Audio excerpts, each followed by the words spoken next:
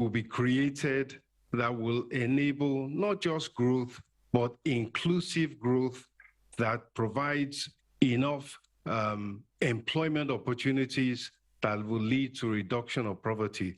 So the Tinubu administration is essentially all about private sector-driven economic growth.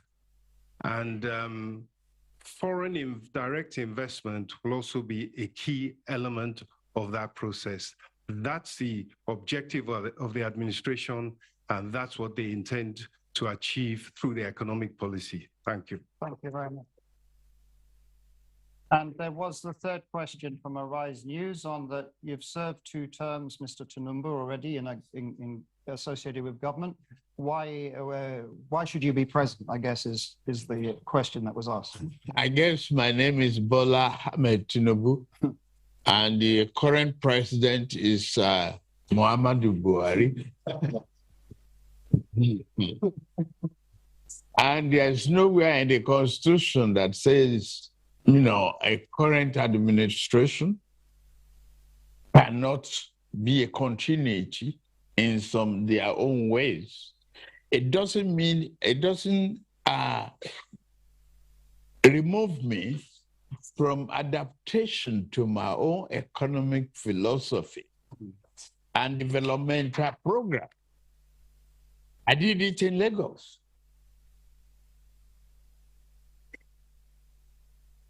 I converted the greatest liability, threatening the environment and Lagos existence to asset of magnitude value. I've employed various hands in Lagos, whether you are from Lagos or not. I've encouraged private investment in Lagos more than any other part of the country. In fact, beating the federal government and before we took over the reign of the regime. Vision, courage, and can-do attitude of an individual is self-given.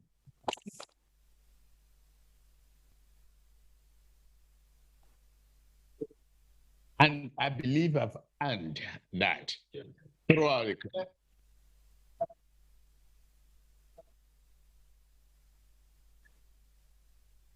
So this may well be the last round of questions because the clock may defeat us. So the gentleman right at the back there, you, sir. Yes, go ahead. First question. Thank you.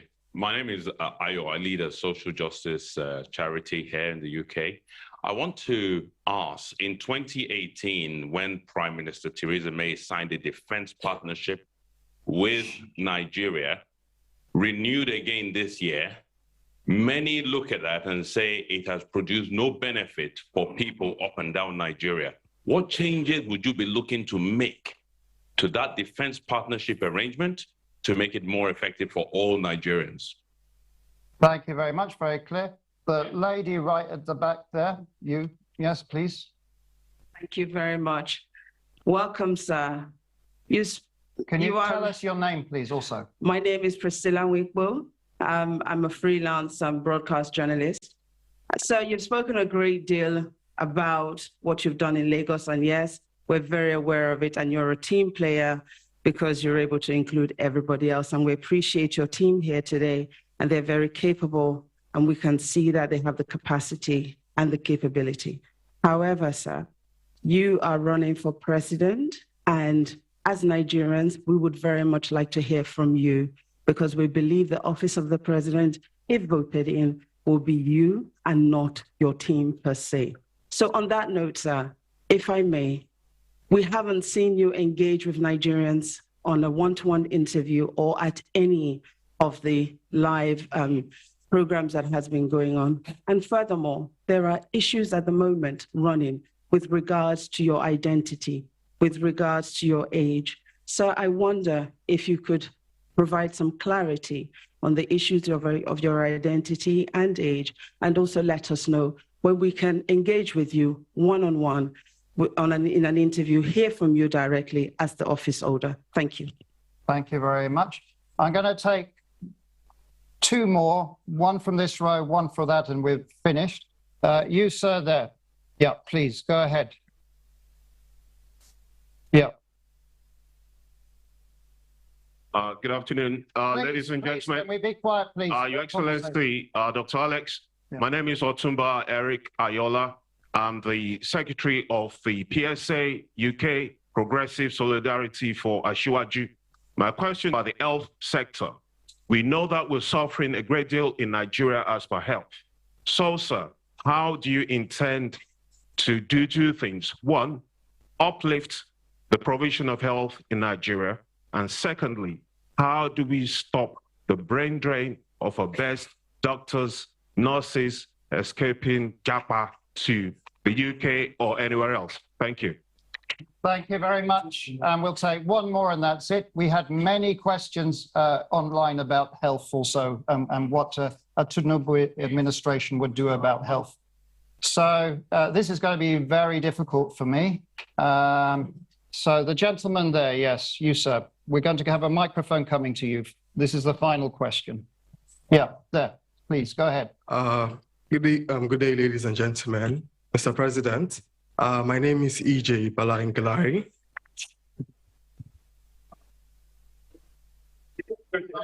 Please. Mr. President, my name is EJ Balangalari, a member of the APC from Adamawa State. Your two opponents, Alhaji Atiku Abubakar, has prided himself as a unifier, but has failed to unify his party. And the other one, I will not mention his name, is running his campaign on religion. When, after May 29th, how do you intend to unify Nigeria, and what should we expect your cabinet to look like? Thank you very much. So you have four questions there, which were, how are you going to unify Nigeria after elections? That's the final one. Health, what are your health policies for Nigeria if you become president? The other one was the lady, I forget your name. Priscilla asked about, are you going to do one-to-ones? And also there's speculation about a number of issues around yourself. I guess I've read on the internet about health and various things. People are asking questions. And then there was the final question about that the UK-Nigeria defense partnership doesn't seem to have delivered. What would you like to see a bilateral defense arrangement with the United Kingdom? How could it help Nigeria? Those were the questions. Okay, I would still want to adopt some of the method I did to show the team and the capacity that we have. The woman leader for APC can answer the question on the health, I believe. That personal question, I will leave it to the last contribution. Okay, so get answered last of all. Yeah. Please go ahead. And go ahead, please, on health. Let's move ahead. And then we'll call on the Speaker of the House of Representatives, Bajabi Amila, to contribute on this, on the second question. Go ahead. Thank you very much for this opportunity. I want to very clearly state that the Asiwaju Bola Ahmed Tinubu's administration, when voted into power, is really very specific on achieving universal health coverage through certain indices, which we will be working at as a government. His Excellency has clearly stated that first, we need to fix the health system of Nigeria and improve on what is there already, providing the right environment in terms of the pay, in terms of the engagement, in terms of training of health workers, improving of the facilities, that's the infrastructure that we need to give Nigeria quality healthcare services. More importantly is the fact that we want to move into a system where we can make our primary healthcare more functional. Asiwaju Bola Ahmed Tinubu is also concerned in providing access for healthcare to everyone. He's going to do this by ensuring that he provides free healthcare for pregnant women and children under 5, and ensure that everyone has a mandatory contribution to our health insurance scheme. Beyond this, Nigeria has been more dependent on importing drugs from outside the country, vaccines from outside the country. He is going to also go into health manufacturing, where we'll produce the essential medicines that Nigerians can consume. But most importantly is the fact that he would look into the issue of brain drain and turn it around to become brain gain for Nigeria. All of us seated here, we have many doctors, many experts outside Nigeria, and that's why he's here today in the diaspora to interact with you. He would attract all of this brain down into specialist hospitals that will be built across the geopolitical zones in Nigeria. That's way we can give quality healthcare to Nigerians and equally prepare for the next pandemic if it ever happens. Thank you very much. Thank you very much. And then we had the speaker. Where is he? There he is. You wanted to pronounce your name right. All right. Go ahead. Kabaja Mayala. Just call me Baja. That's fine. What was the question, please?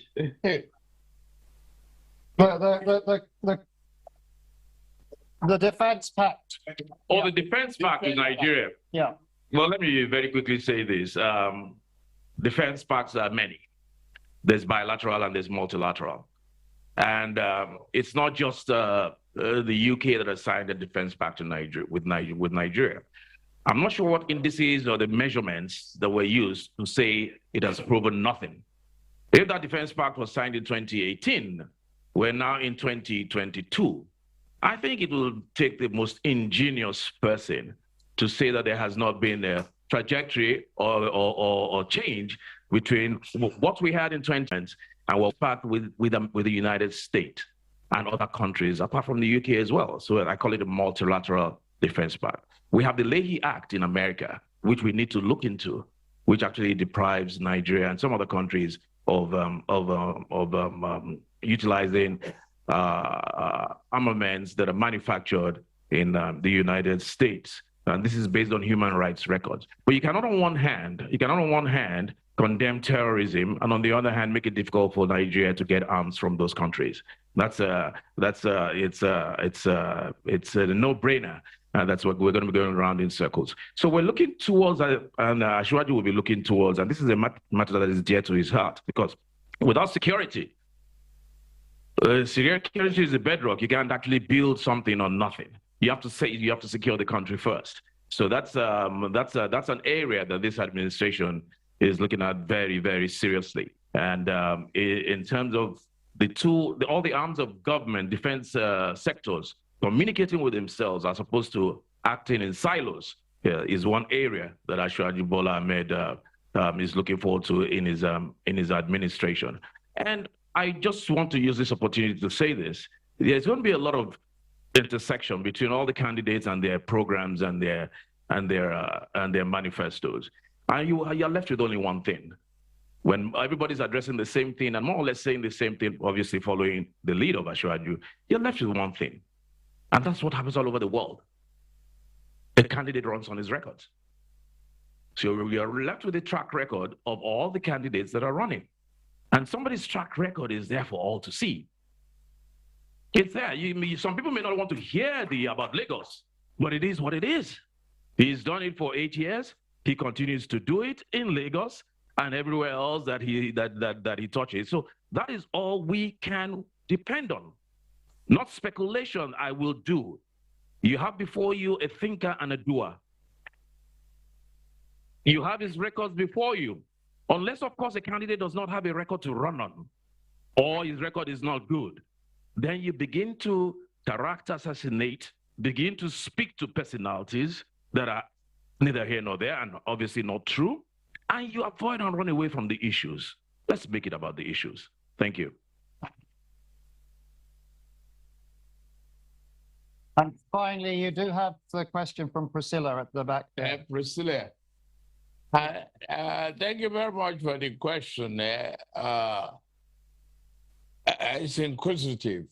But at the time of birth, I was dated March 29, 1952, and the family record. I didn't think then, that day, I've determined to be or decided to be a president of the Federal Republic of Nigeria. Not even that I will go to politics.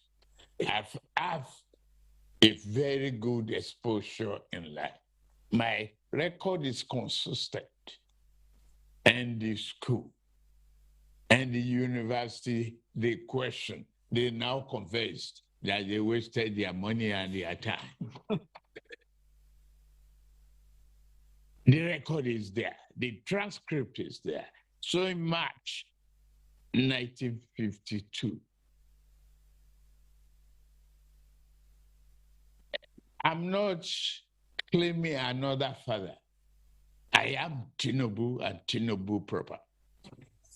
If they want a DNA, they could as well require for one. One of them has been even accused of not being a Nigerian citizen. I didn't touch that area. Yes. Equally, it remains the same. Deloitte, Chicago State University, where I graduated, has attested to that. Now I can announce that I've received my original replacement degree certificate from them. The Deloitte trained me as an accounting firm. Mobile has attested to my record, a standing record. I got to the pinnacle of my career. And the private sector, who among them can brag about it? Yes, you want to wrestle with the pig, you got to live with the dirt. That's what I'm doing. I go into politics, knowing fully well that it's a muddy water. Smog will come. You will have to live with the dirt and make sure you're upright to finish the job. Thank you. That one-to-one conversations. One-to-one conversation. Excuse me. Hey, be quiet. Why? I see myself as a marketable individual. Want to use me to make money, and I'm saying no. All right. Ladies and gentlemen. Thank you.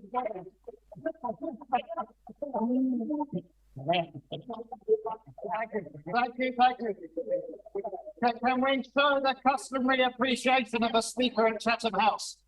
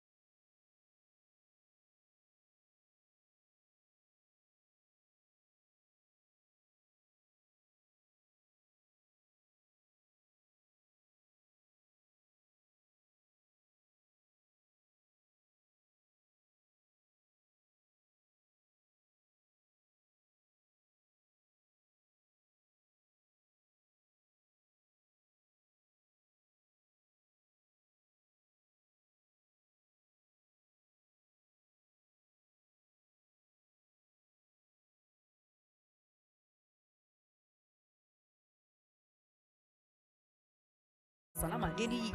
I live in Lagos.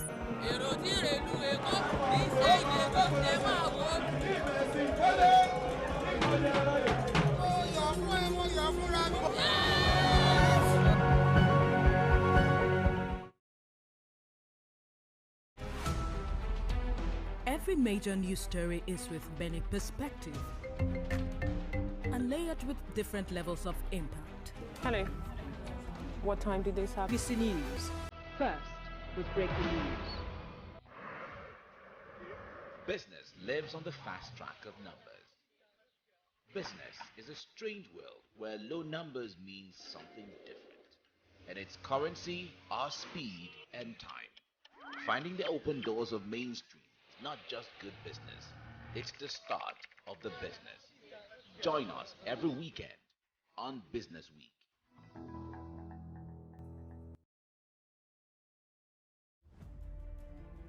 Politics is defined as getting what, where, when, and how. But in the mix, many things come to play to shape the political fortune of any country. Honorable Minister, that's how you misinform the public.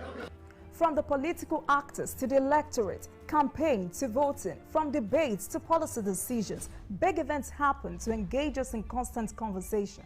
That's what we're looking for. Not some people who are talking about ethnicity. No. Who is on your mind? Don't worry. Join me every day on Politics Tonight, where we dissect issues that shape our political destiny. Politics Tonight, weekdays on TVC News. The National Assembly is a busy place. As the bastion of democracy, it is a place where bills are presented, motions debated, laws made, and the yearnings of the people are laid bare. Come with us as we take you through the workings of the National Assembly. We take you through plenary, committee meetings, and probes, all to ensure smooth working of the democratic process.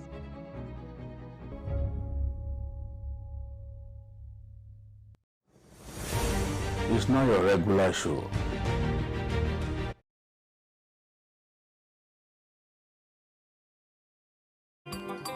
GDI Daya Yozowe. We go. Daya Yozowe. Wanna know you were.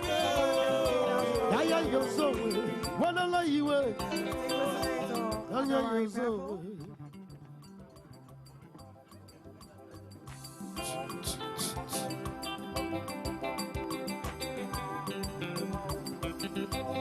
We get Brahma. Yageberu so